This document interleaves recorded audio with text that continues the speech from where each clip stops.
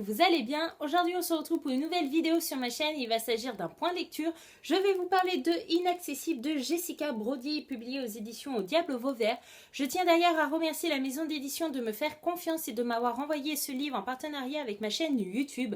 Donc si vous ne connaissez pas encore ce livre, c'est le premier tome d'une trilogie Young Adult et un petit peu science-fiction. Pour moi, je trouve qu'il y avait un petit peu de science-fiction dans ce tome 1. Et du coup, ici, nous allons suivre une jeune adolescente qui est victime d'un accident d'avion. Et suite à ce tragique événement, elle va perdre toute sa mémoire. Elle ne sait pas comment elle s'appelle, elle ne sait pas l'âge qu'elle a.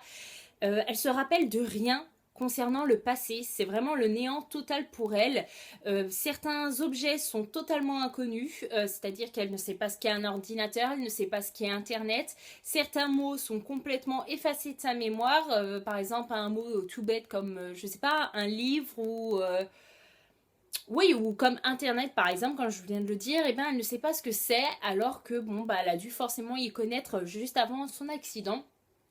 Et du coup, on va la suivre dans ses aventures plutôt mouvementées, je peux vous le dire, tout au long, parce qu'elle va être placée dans une famille d'accueil le temps que ses parents se manifestent. Parce que vu qu'elle se souvient de rien, elle ne peut pas dire qui sont ses parents, elle ne sait même pas son nom et son prénom, donc c'est difficile de retrouver sa famille.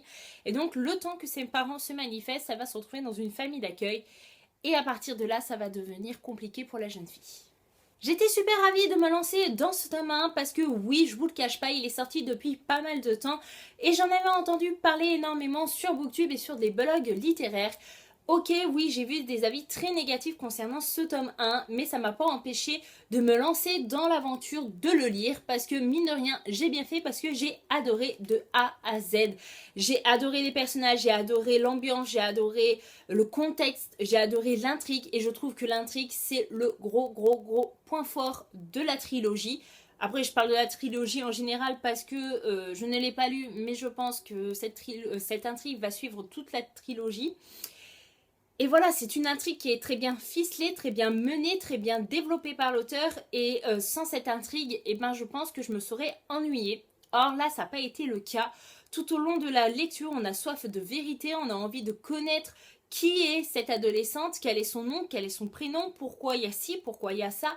Et mine de rien, on se rend compte qu'on est un lecteur très curieux. Et qu'on a envie de dévorer les pages pour connaître la vérité. Et autant vous dire que je n'ai pas dévoré les pages parce que j'ai voulu savourer ma lecture.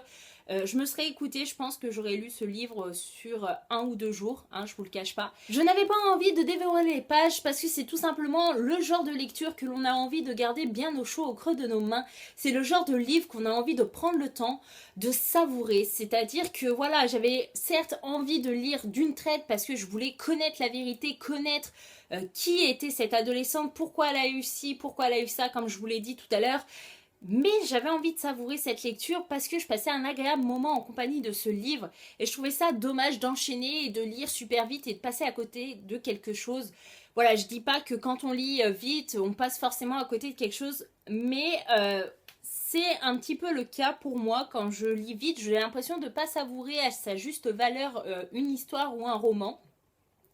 Et du coup, j'ai voulu prendre mon temps et j'ai plutôt bien fait. Après, de là à vous dire est-ce que c'est un coup de cœur ou non, je ne sais pas parce que j'arrive jamais à savoir ce qui fait d'un roman un coup de cœur pour moi. Voilà, après tout, vous allez vous dire, mais en même temps, elle nous dit que l'histoire, elle est super, que l'intrigue, elle est super, que les personnages sont super, l'ambiance est super, le contexte est super. Alors, pourquoi elle dit pas que c'est un coup de cœur ? Oui, en effet, je peux vous dire que ça a été quand même un coup de cœur.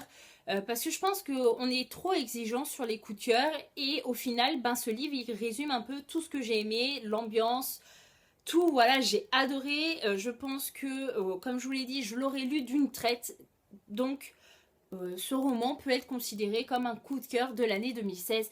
Et du coup, bien évidemment, vous imaginez que je vous le recommande chaudement. Et voilà, mon point de lecture concernant le premier tome de la trilogie de Jessica Brody est enfin terminé. J'espère que je vous aurai convaincu à rajouter ce livre dans votre pile à lire ou à ajouter ce livre dans votre wishlist, dans vos futurs achats, dans vos futures lectures de l'année 2016.